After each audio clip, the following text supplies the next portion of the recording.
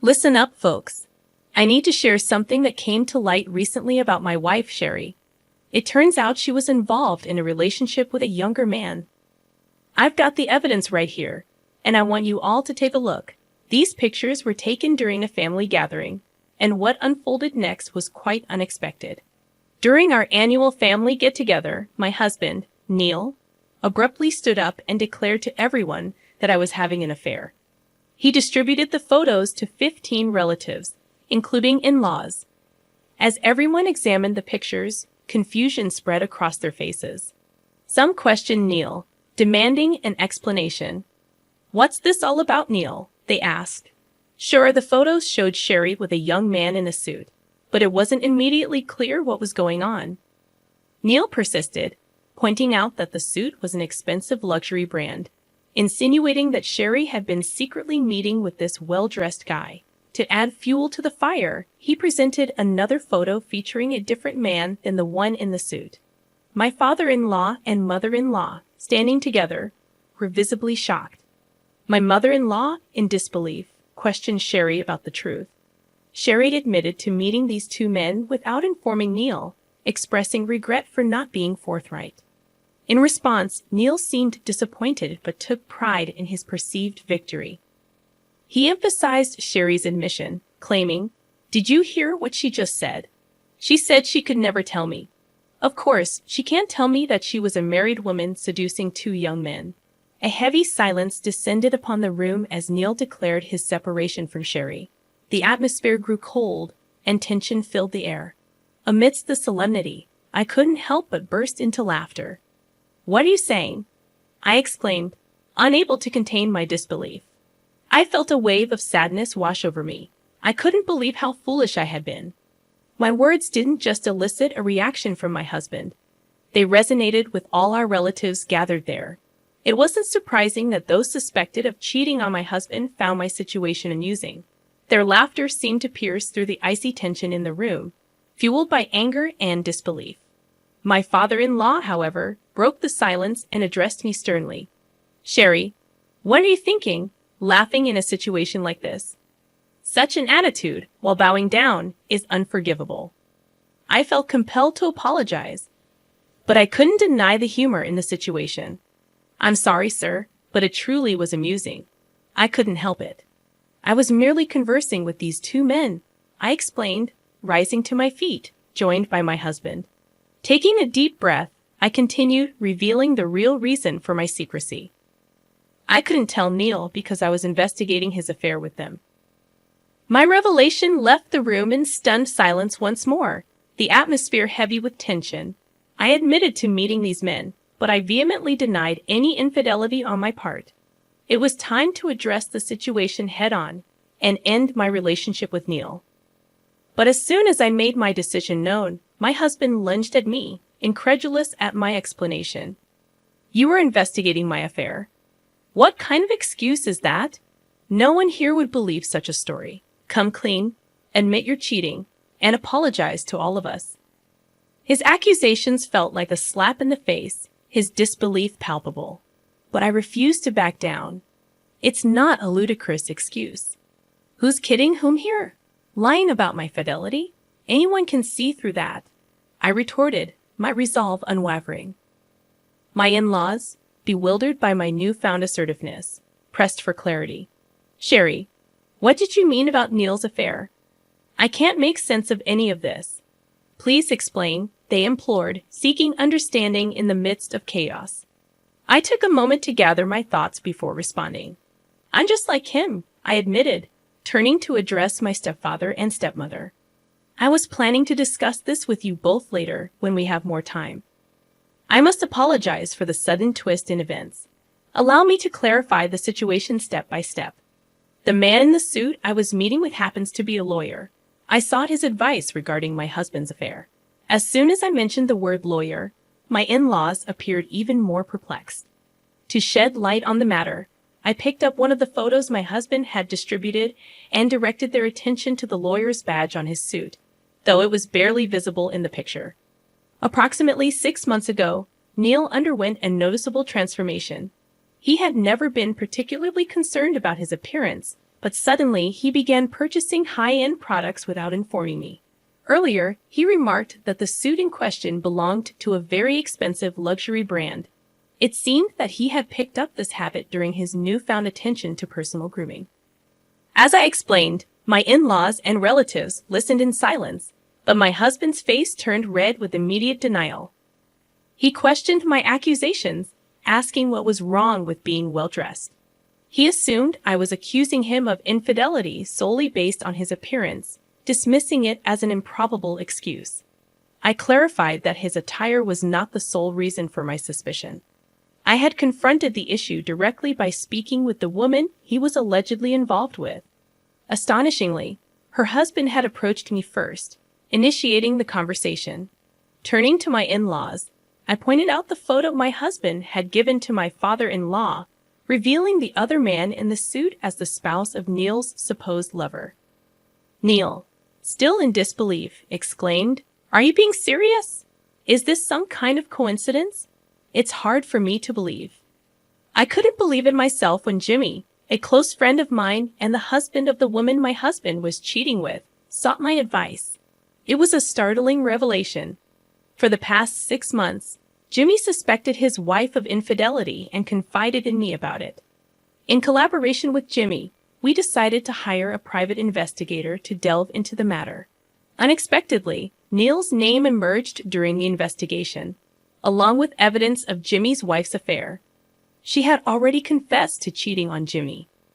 What astonished me further was the discovery that Neil had falsely claimed to be single, leaving Jimmy's wife shocked to learn of my existence.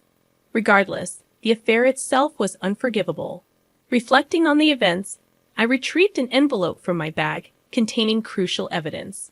Distributing it to my in-laws and relatives, I revealed the truth. Neil had accused me of infidelity when, in fact, he was the one engaged in an affair. My laughter earlier wasn't out of amusement, but rather disbelief at Neil's audacity and stupidity. He assumed I was oblivious to his deceit, but his actions spoke volumes. As I spoke, a mixture of anger and disappointment resonated in the room. My in-laws and relatives grasped the gravity of the situation. Neil's behavior wasn't just deceitful, it was reprehensible. The evidence of his affair had been meticulously gathered, and his cheating partner had confessed. Now, it was Neil who owed our relatives an apology. The tables had turned drastically. However, Neil's response took an unexpected turn. "I must admit, I was the one involved in an affair, but my husband's explanation shifted the blame entirely onto me, claiming it was Sherry's fault. According to him, since we had no children due to Sherry's infertility, she was essentially useless, unable to fulfill the societal expectation of bearing children and taking care of household chores. This justification left the faces of my parents-in-law and other relatives even more somber. It's true that we had been married for about 3 years without being able to conceive, prompting me to undergo fertility treatment. I had asked my husband to join me in the process, but he was uncooperative, placing the blame squarely on me. He insisted on having children but was unwilling to undergo the necessary steps, providing only the specimen and leaving the rest to me. My father-in-law couldn't contain his frustration at my husband's selfishness and raised his voice, challenging the notion of Sherry being deemed useless. He questioned the idea of discarding her like a tool when she wasn't needed, highlighting how Sherry's support in our marriage had ensured an uninterrupted life. Father-in-law emphasized that household chores and bearing children were not to be taken for granted. The tension among the in-laws intensified, and my nerves were on edge. Some relatives, including housewives like me, were deeply offended by my husband's assertion that it was common sense for women to handle housework and bear children. It was not just a personal insult, but a broader affront to housewives and individuals facing infertility worldwide. My husband's narrow perspective became apparent. He only considered what was directly in front of him, oblivious to the complexities faced by others. In this tense atmosphere, my father-in-law expressed his anger, making it clear that my husband's mindset was flawed and superficial. Despite the tension, my husband astonishingly uttered the impossible words, treating Sherry as if she were a tool and deeming her even less valuable due to infertility. I've reconsidered, and I want to thank Sherry. You're right, Dad. I want to be happy, and having a child is essential for that. Do you understand? My father-in-law, veins almost bursting from his intense emotions, leaned in close to my husband, who is my mother-in-law, and had to step in to intervene. Neil, I know you want a child, but cheating on Sherry and deceiving us was not the way to go about it. Why did you accuse her of cheating on you? Is it just to avoid paying alimony? Pretending she cheated allows you to get a divorce and receive alimony. That's why I did it. Well, even if I fail, I can always pay for it to resolve everything. My mother-in-law, almost losing herself, tried to confront him physically. But my father-in-law stopped her, urging her to calm down. He reasoned, beating up a guy like this only hurts you. He doesn't even deserve your punch, but he's our son, and we can't just keep quiet about it. You're older, Mom, you need to calm down. I thought that was a good way to go about it, but I can't help it. Sherry and I are getting a divorce soon, and I'm moving out of the house. Sherry, I'll pay you alimony too, so don't complain, okay? And don't come crying back to me about how much you miss me. Whatever, do what you want. You're the one who should better not come crying back to me after our divorce. I'm not going to cry for you, you idiot. Well, this will be the last time, so I'll just hear you say goodbye, Sherry. What do you have to say?